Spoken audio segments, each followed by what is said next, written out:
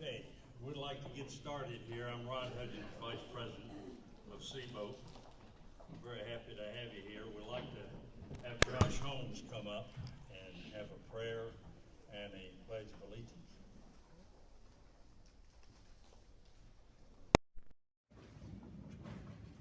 Good afternoon. Let us pray. Gracious Heavenly Father, we thank you so much for this day and this time together, Lord. We thank you for this food and this time of fellowship. We thank you for the freedoms that we enjoy, Lord, in this political process. And we just ask that you give each of these candidates and elected leaders wisdom and strength and guidance, Lord, that only you can provide, Lord. And we just ask that all that we say and do here today would be pleasing to you. It's in your name we pray. Amen. Please stand. We'll recite our pledge. I pledge allegiance to the flag of the United States of America and to the republic for which it stands, one nation, under God, indivisible, with liberty and justice for all.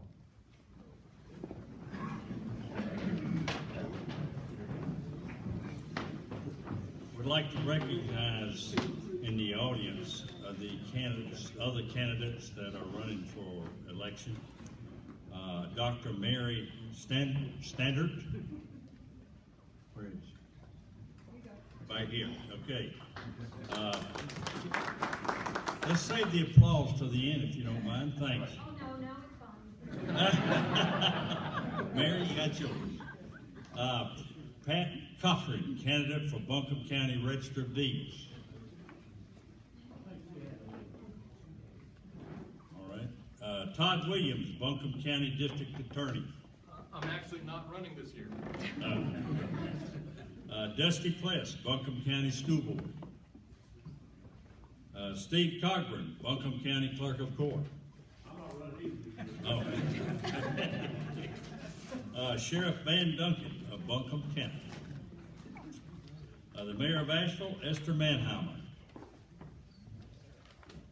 Frank Moretz, North Carolina House candidate. Right. Did I miss anybody? All right, let's see here. We'd like to have Tim Sinatra with the Elida Homes CEO would like to give us a welcome for this nice facility, using this facility.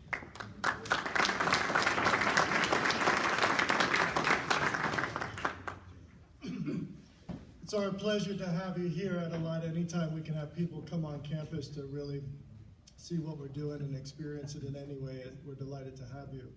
Elida's mission is helping children succeed, and how I like to share that mission is really advice I got from a 9-year-old one time. I did these long distance outdoor adventure races, which is like a triathlon, and it could be up to 40, 50 hours straight. And I remember picking up my teammate, and as we were about to leave, his little 9-year-old son ran out and said, Dad, I've got some advice on winning. And I thought, wow, we can barely finish these races. I want to hear what a 9-year-old, because we need every advice, at any point we can get to win. And the little boy said to his father, Dad, when the race starts, just get out in front and stay there. Well, we did. We ran 50 yards, and then the rest of the athletes passed us, and we never saw them again when the race started. But the reality is a lot of the kids we're serving here at Elida don't come from the same starting line of life as many of us have had. And our job is to get them up to that starting line, keep them out in front. We help youth navigate the realities of life. We want them to be academically successful and have a career pathway of choice with the right resources to obtain it. And we do everything in our power to do that. We can't do that alone. Many of you here are our supporters, and you support youth in the community anywhere in some way. That's important. We love what we do here. We want youth to know there are no mistakes, that the world's waiting for them to be great, and you guys help us do that. Thanks a lot.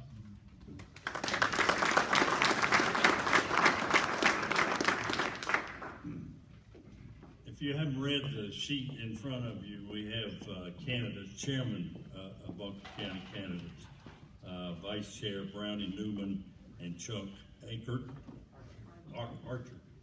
Sorry about that. District 1, Jasmine Beach Ferrara. Right there. Right there. No, right here. She's not seated.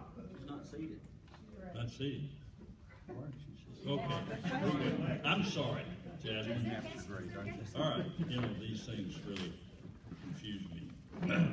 District 2, Mike Fryer and Nancy Nelson. That's correct. Is that close? Thank you. And District 3 is Commissioner Joe Belcher and Ed Hay. And District 3 is David King and Robert Presley.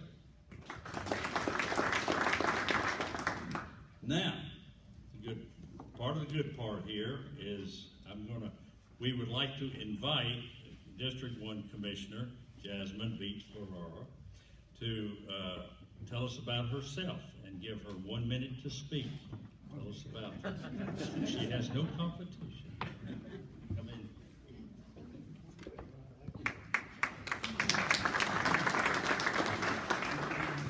Good afternoon. It's really lovely to see you all, and thank you for the opportunity to be here. Thank you to all my fellow candidates and those already serving for stepping up into this service. I now have about 50 seconds, so I will keep this brief and just want to tell you a little bit about who I am and why I'm proud to be running as a candidate in the District 1 race. I grew up in North Carolina. I was raised by my mom, a single mom, and attended North Carolina public schools. And that's why I learned some of the core lessons that have shaped my life. The other place I learned them was in the church I was raised in. And those lessons come down to being of service and working to ensure that everyone is treated fairly and with dignity and respect. And for a moment, to borrow from my faith tradition, everyone is seen as an equal child of God. And that's really what has driven my life in public service. And it's one of the big things that's motivated me to run for office now. The issues that I plan to focus on have to do with helping to create a Buncombe County where every single person can thrive, and we're especially looking at how we can help kids thrive, especially those kids who have been struggling or encountering challenges that are making it harder for them. Just a little bit about me personally. I'm a minister in the United Church of Christ, and my wife, Megan Burke, is an attorney in town, and we're proud to be the parents of a little 2-year-old who keeps us on our toes, as I'm sure many of you can imagine. So thank you for this opportunity. Again, very honored to be up here with all of you and look forward to a lively campaign season here in Buncombe County. Thank you. Thanks, Jasmine. We appreciate that.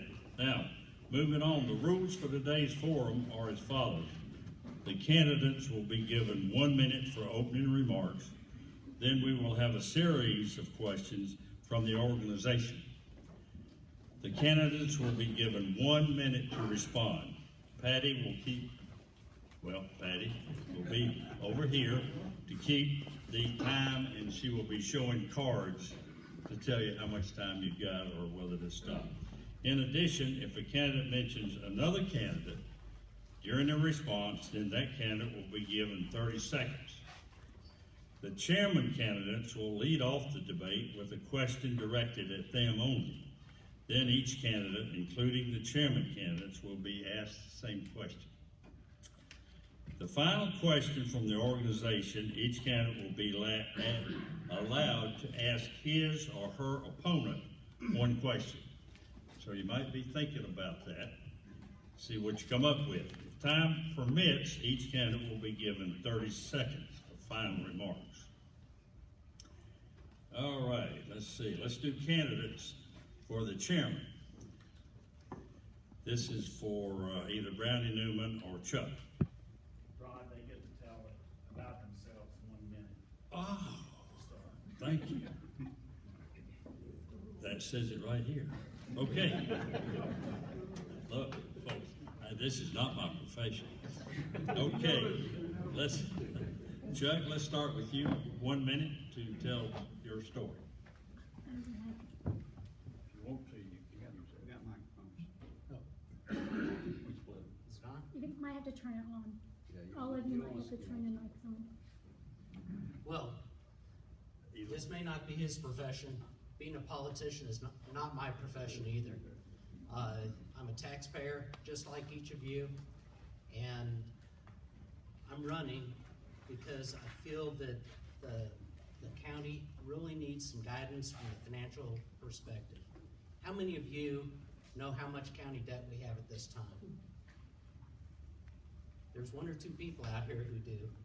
Well, over the last 4 years, we've gone from $220 million of debt to $457 million. We've doubled it in a 4-year period, and since then, my understanding is it's gone up to $517 million.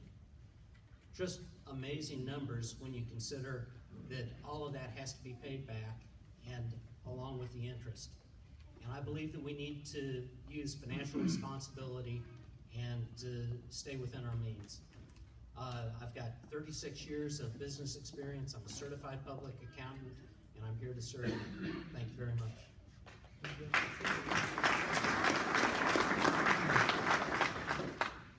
Hey, good afternoon. My name is Brownie Newman, and I'm currently serving in my second term on the Buncombe County Commission, and I'm running for chair of the County Commission. My wife, Beth, and I live in the Montford neighborhood. We have 2 daughters, Tess and Lizzie, who are in 4th grade and 7th grade in our local public schools. For the past 8 years, I have worked in the solar energy industry. As the vice president of FLS Energy, I helped grow our company from 7 employees to more than 70.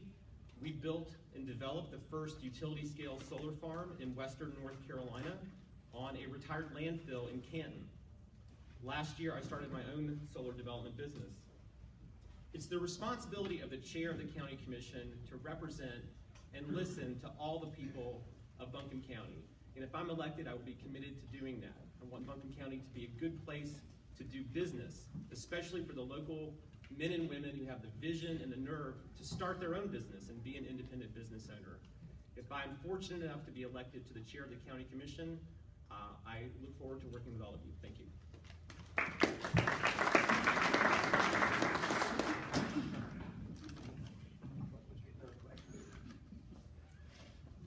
My name's Mike Fryer. This is my first term as County Commissioner from District 2. I came into it saying that the county was basically, there was too much money being spent. I looked at the college, AB Tech, I looked at the bond, and basically in the process, we had a president over at AB Tech that was wanting to spend $54 million on an allied healthcare building that point blank ended up coming in at a little under $38 million after we got Mr. Moffitt and Mr. Nesbitt, or Mr. Ramsey, involved and let the county take over the projects. So I've always said schools is a priority, but fluff and buff is not the priority that you look at.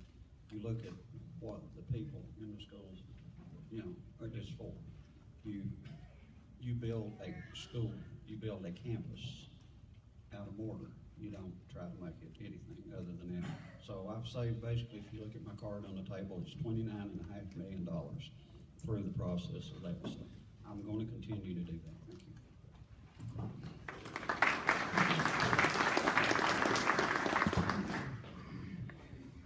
Hi, I'm Nancy Niels Nelson, and I'm running in District 2 for County Commissioner. First of all, I'd like to thank you all for being here today.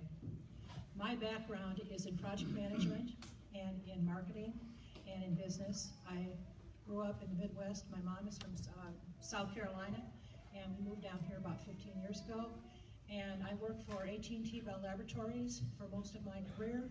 I was a project manager. I managed large projects across multi-countries, across multi-locations, multi-departments. The big thing that I see, and I agree with people here in this table that feel that money is important, and that is that if you have a budget, which I used to get, I have to bring the product in on time, and I have to bring it in under budget. And I want to bring that significant skill to our county commission. Although I do believe that education is our top priority, and I want to make sure that the people in Buncombe County know that our next generation is so important, and we have to make sure that we can help them get the best education they can. I'm Nancy Niels Nelson. I'm running for County Commissioner in District 2, and I need your vote. Thank you very much. I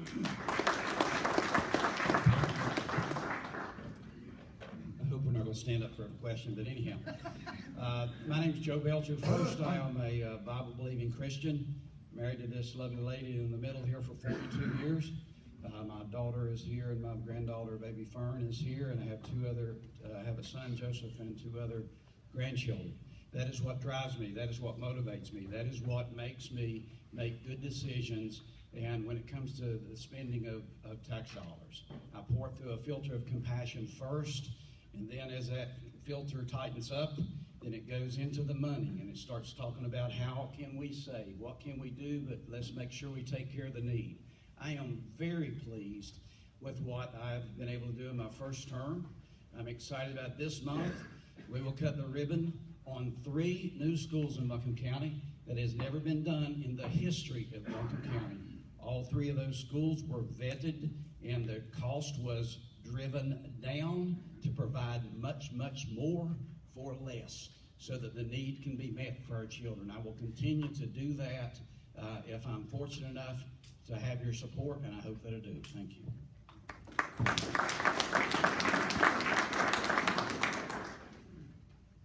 My name's Ed Hay. My name's Ed Hay. I'm running for District 3 for the post presently held by my friend Joe Belcher. I'm a lawyer, so standing up is the only way I know how to talk, and hopefully we'll continue to do it that way. I've been in Asheville since 1976, and during that time I've been engaged in any number of community activities because that's what I like to do, and I think it's a way for me to contribute to what goes on in our city. That includes 6 years on the Asheville City Council and a number of years on other commissions and boards.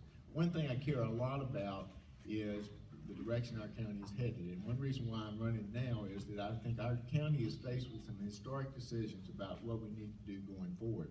David King and I have been covering the district with neighborhood meetings and group sessions, trying to determine, first of all, do people know us and introduce ourselves to them. But the other side is we're trying to listen and hear. What we hear from people is they're worried about the schools, that we need to do what we need to do to protect the schools against what's coming down to them from Raleigh. We need to worry about where we need to address job creation in a creative way. We'll talk more about that. And the third is, and this is what we hear every place, people are concerned about growth management, about what's going on in their communities. So those are the issues. That's why I'm running for County Commission. My name's Ed Hay.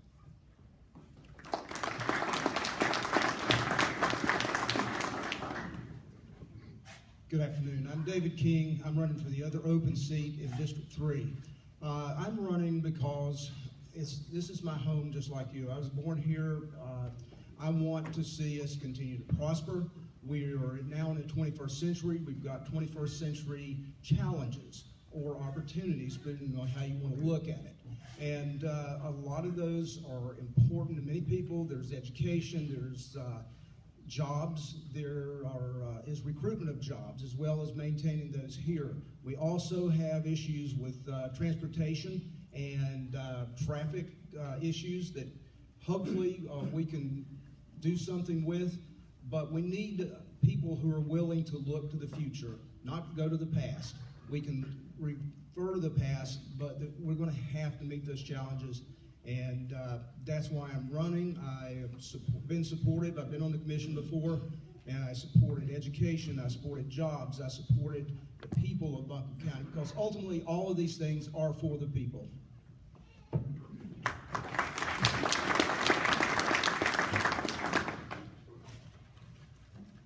Hello, I'm Robert Presley. I'm a native of North Carolina, Asheville. I've been here my whole life. My family grew up here. I've been married for 32 years to my wife, Gina. I have 2 kids and 3 grandkids. I'm looking for the future of my grandkids and my kids. I have got to fulfill my dream of being a NASCAR driver for 25 years. Now it's time to serve the county.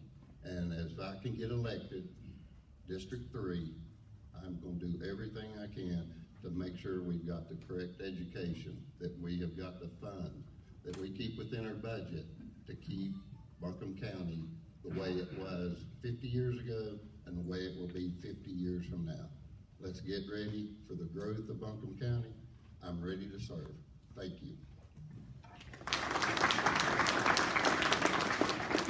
Thanks, candidates. Now we'll start with a question for the chairman candidates. And let's see, how about Chuck first? We'll ask you this question. As the leader of this county, what specific plans do you have to bring industry to this county? Well, I think with 36 years of business experience, starting with a large international CPA firm, working for a division of Dun & Bradstreet that's larger than Buncombe County as far as our budget goes. I know the needs of business and I can talk to them. And I think one of my biggest strong points related to bringing industry in is I can speak the language with them. A lot of people, when you start talking numbers, their eyes kind of roll back for some reason. It makes sense to me, and I can work with the industries that come in, try to find the right match for Buncombe County, because we don't want every business here. We want businesses that are going to pay good jobs, that are going to be positive contributors to our county.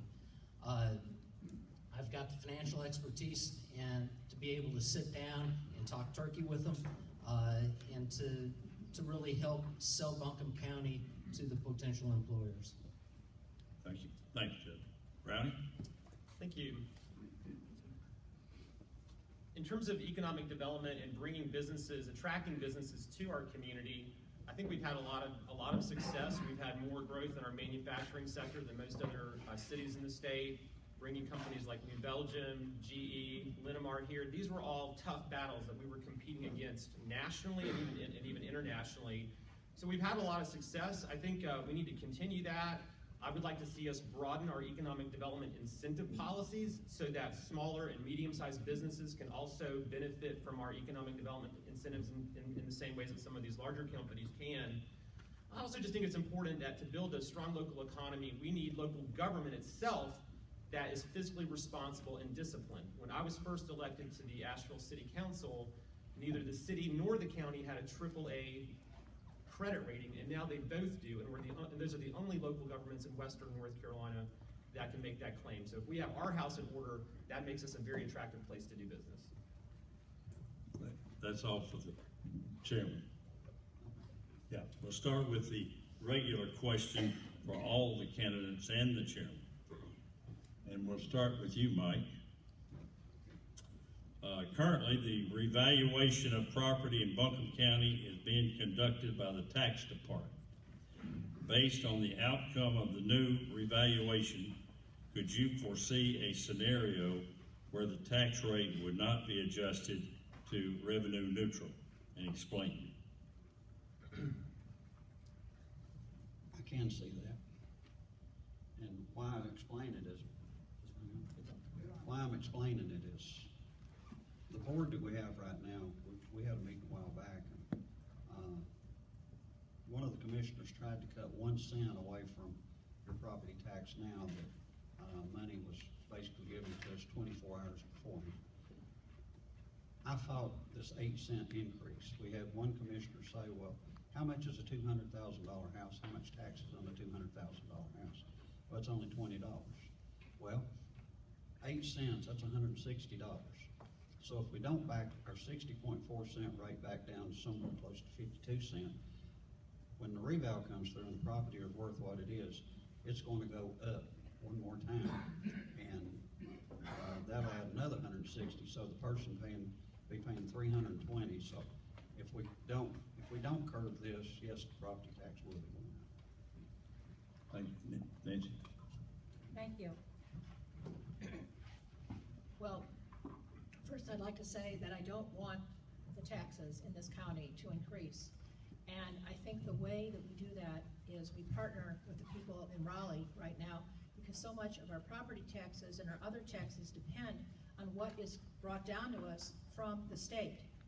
Right now, if the state would step up to what they should be doing in our education area, a lot of the money that is being used by the county for educational situations could be broken free and would help right now in the county in terms of financing.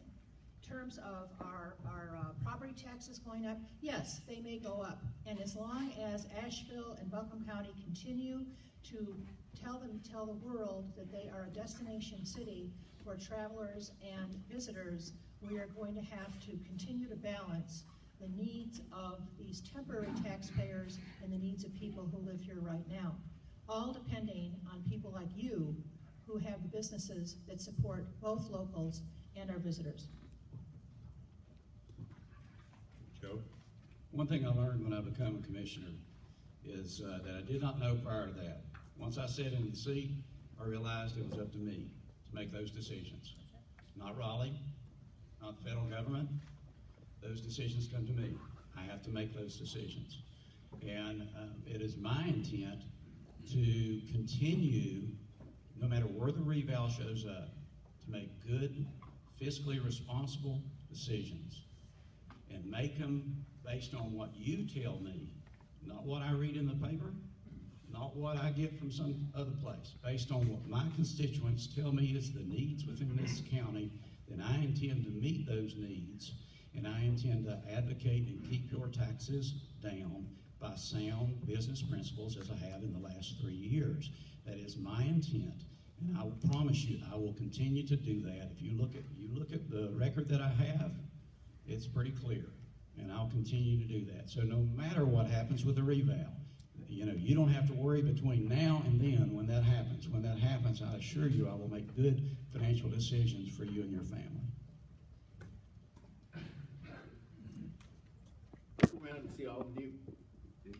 Look around and see all the new investment that's going on in our community. I live in South Asheville, and from my deck, I can see millions and millions of dollars being invested in our community.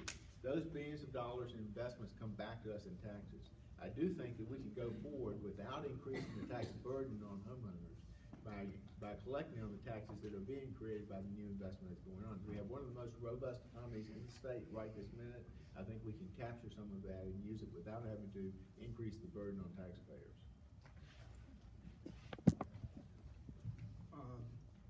On the tax reval, first of all, that was triggered by state law, which requires counties to revalue their property once it drops below 85% of the actual value. So that's why we're looking at a reval. As far as the revenue neutral thing, I can't sit here and tell you what the future is going to be for the county. I can tell you that I will work diligently to keep taxes in line, but the best way to do that is to continue to recruit industry and people moving here. That spreads that tax base, and it keeps the rate down when we have a larger, diverse base. So it's a matter of the only thing we have total control over is going after recruitment, also continuing to support the business we have here and help them be successful. Thank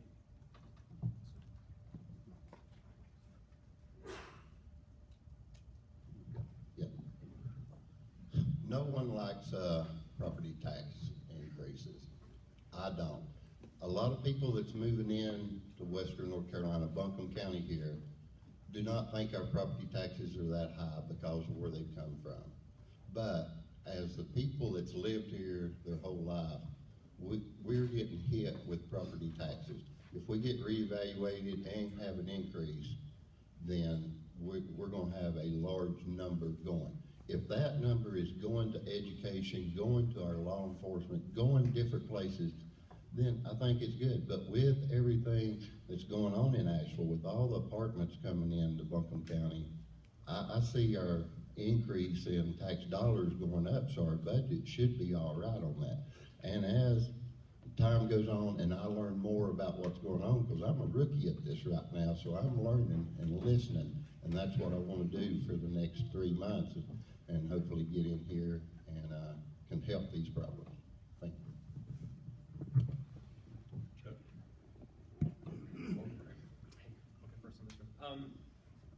I served 2 terms on the Asheville City Council, and I'm serving my 2nd term on the Buncombe County Commission. So during that time, I have voted to raise the property tax rate 1 time. So I'm never someone who would say we can make a pledge that you would never increase the tax rate. I think that'd be totally irresponsible to do because we don't know what the future holds. But property taxes hit the middle class really hard. It is not a progressive way to fund government. It's one of the few tools we have in the toolbox, though. We don't have a lot of different options. So I think we need to be disciplined. I think we need to set priorities and make decisions so that we can hold the line on taxes to the maximum extent we can, and that's the approach that I've taken in local government. I believe in transparency of government. And one thing that has been used in the past is the reevaluation clouds the issue. Reevaluation simply says we take the basis that we allocate the taxes, and it's based upon new values. The taxes themselves we set as a commission, and I would be strongly in favor of keeping the tax level the same. Even though that may be a lower rate, it may be the same tax dollars, distributed differently based upon new valuations. And I think it's extremely important that we control our taxes, because that's money that you earn, that the government takes out of your pocket. And we need to be very, very careful in our spending so that we aren't wasting your tax dollars. Transparency is a key, and one of the things that concerns me is the use of the revaluation to obscure what's really happening with your taxes. Thank you. Question number 3. Vice Chair Browning, this is for you. What are the top 3 infrastructure needs in Buncombe County, and how would you pay for them? I think, our number 1 infrastructure priority has got to be our public school facilities.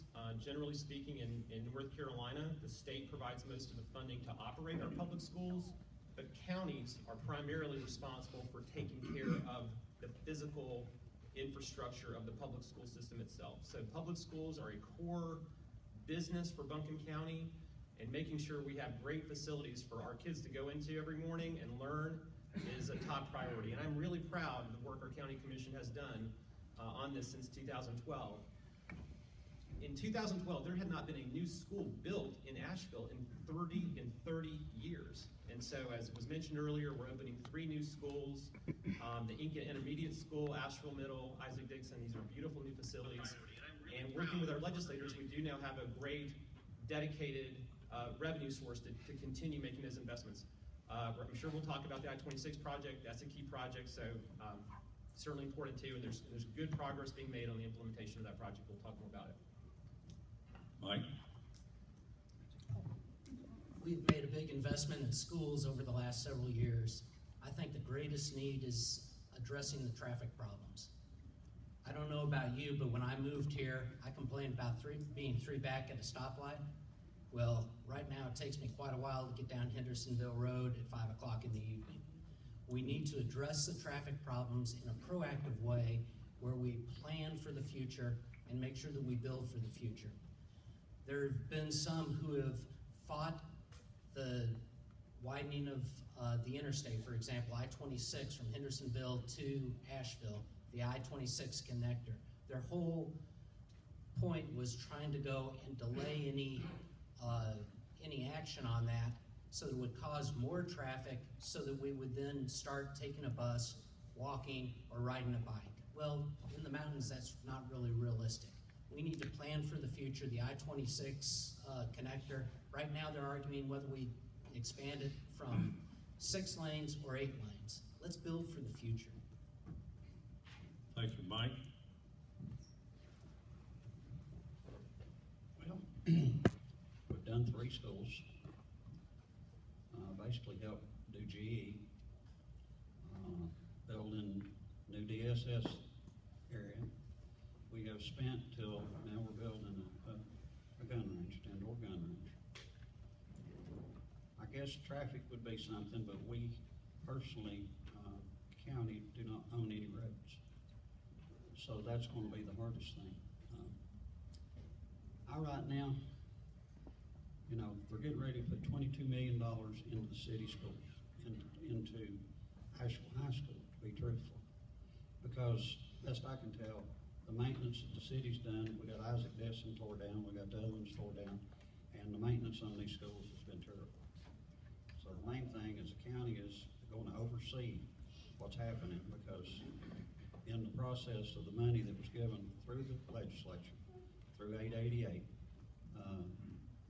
we can take the money, instead of giving 15% just to the city, we can utilize that money instead of the county having to borrow money to build the city schools, which we had to do on 2 of them. So now we can disperse that money in different areas, and that's, I don't know anything else that we need at the present time. We're in deep enough debt. Thank you, Nancy. Thank you very much. Well, I think that the I-26 project is probably one of the most important infrastructure issues facing your community right now. And it's something that certainly DOT has worked with the people here in Asheville and with Buncombe County about what's the best way to do that. Whether or not we want to worry about 6 or 8 lanes, I'm not sure where we are on that right now, but I can tell you that that's important of bringing people to and from Asheville when we don't have rail, we don't have light rail, and we still depend on our cars and our pickup trucks to get us to and from everywhere. But what I want to say is, in regard to traffic, and traffic is a huge issue, Mr. Fryer is correct. That is something that the county commission can't do anything about.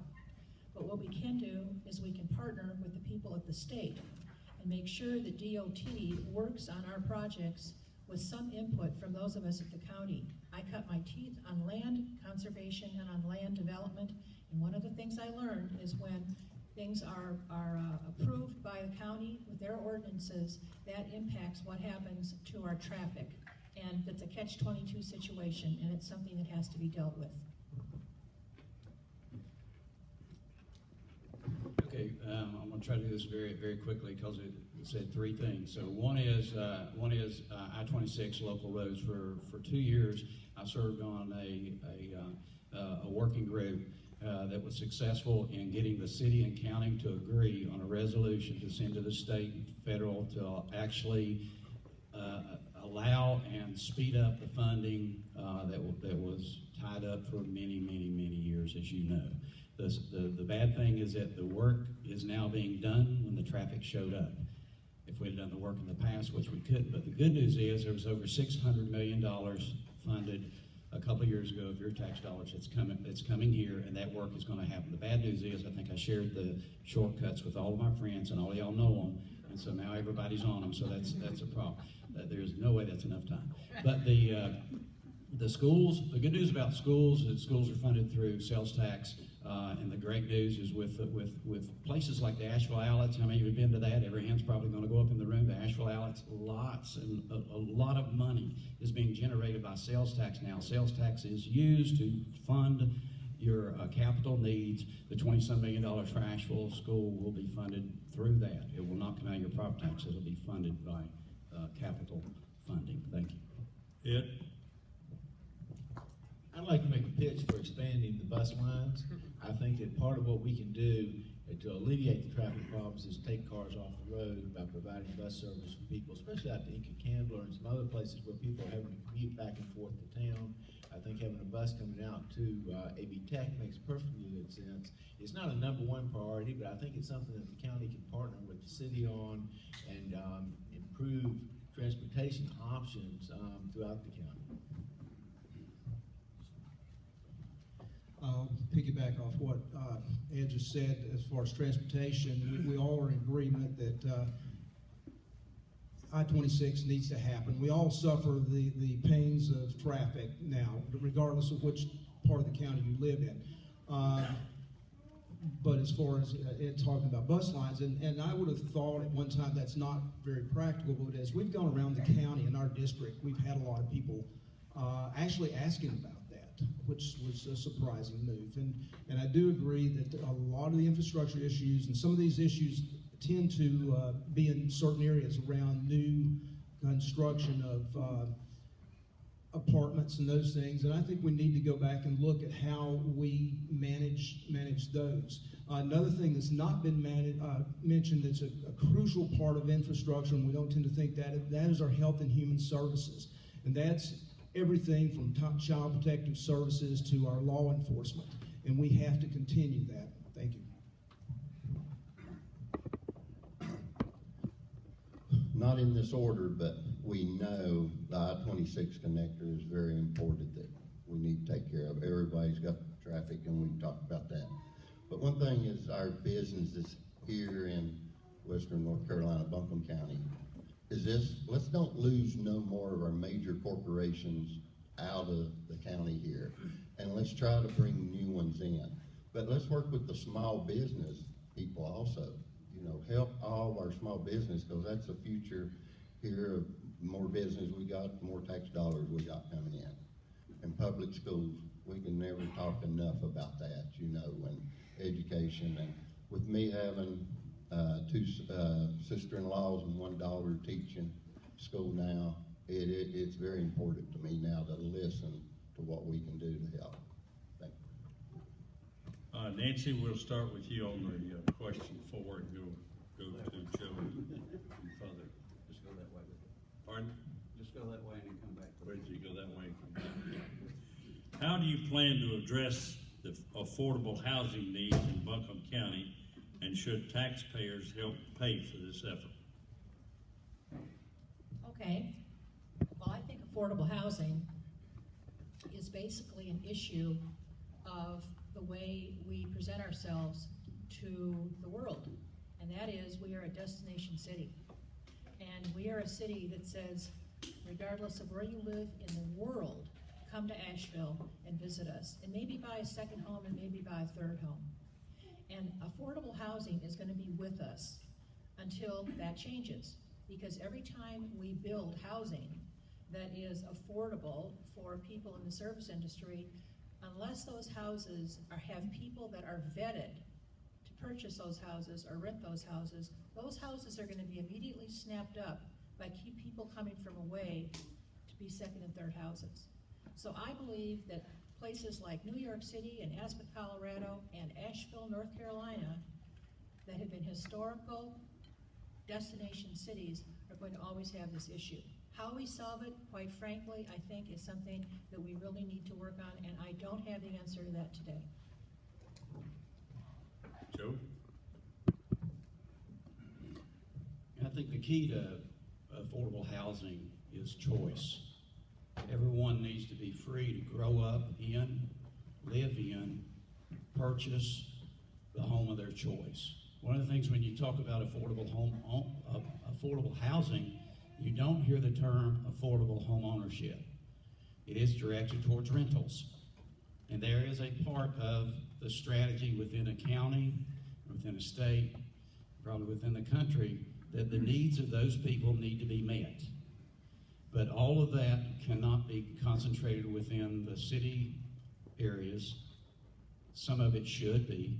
But out in the county, there are people that have to make a decision on what their children and grandchildren are going to live in, and they don't really have the freedom to do that. And so with easing some of those regulations out there in the county to allow them to be able to do that is not a bad thing.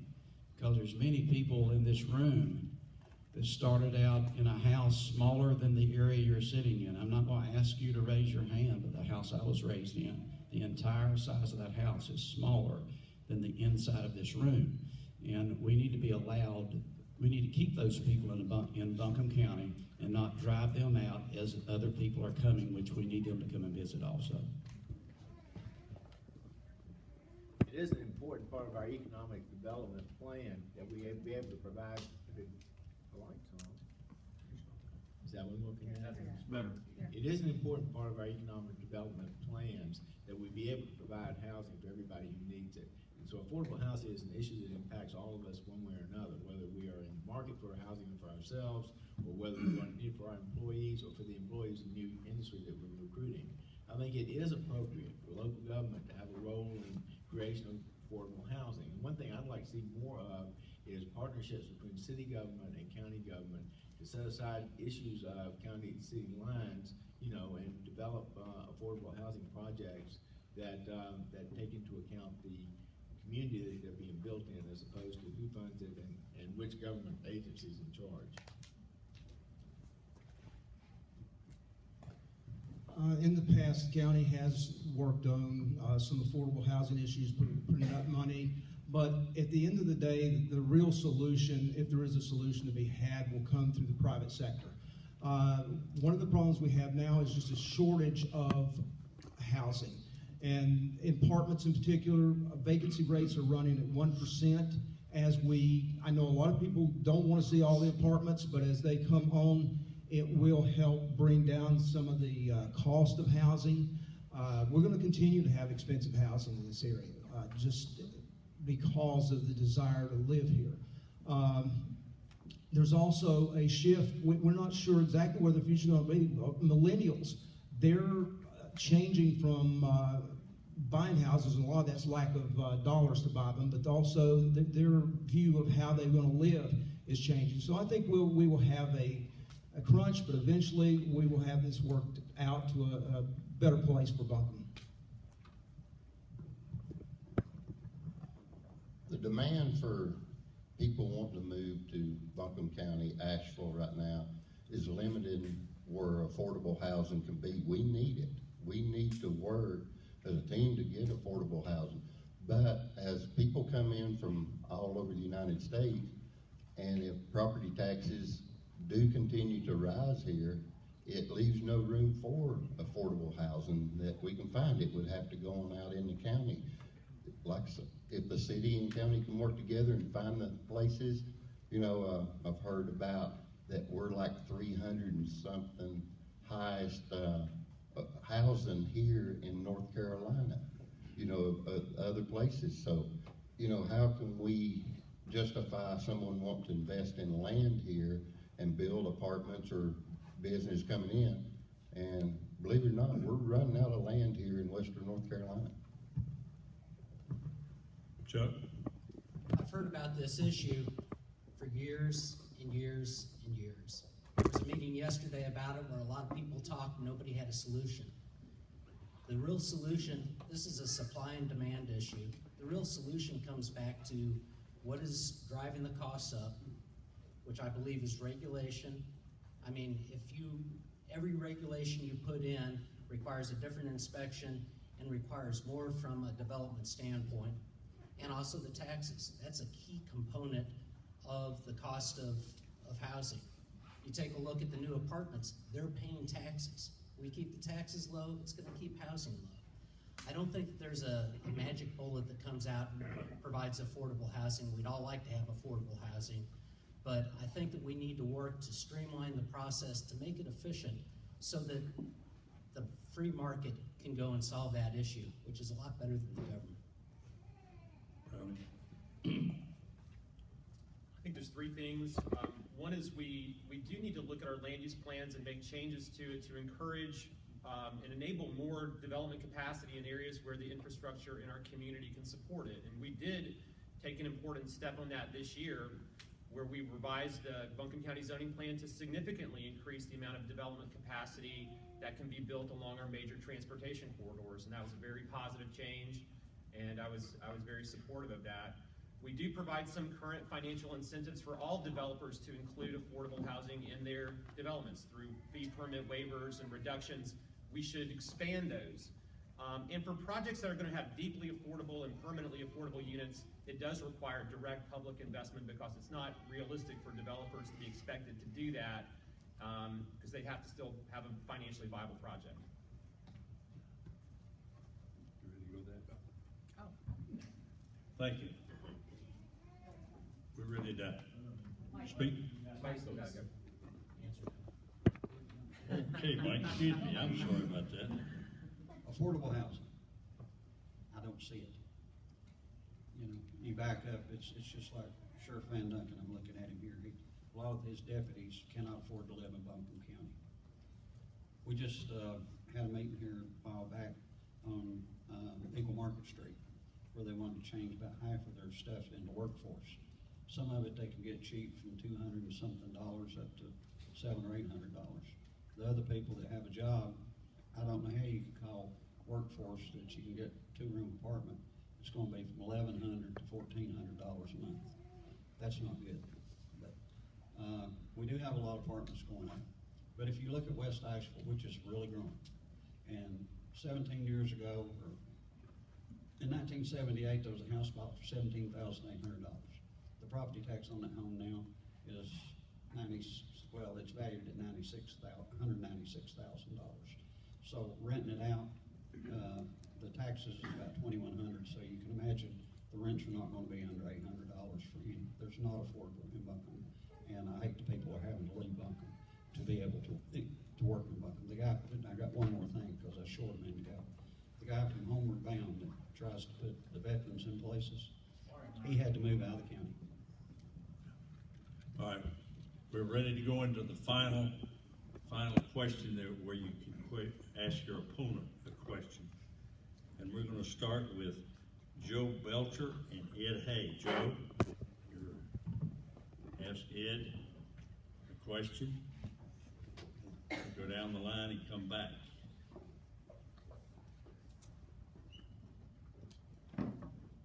Yeah, Ed, I would ask, what would you hope to do if you were elected that I have not already started or accomplished in my first 3 years?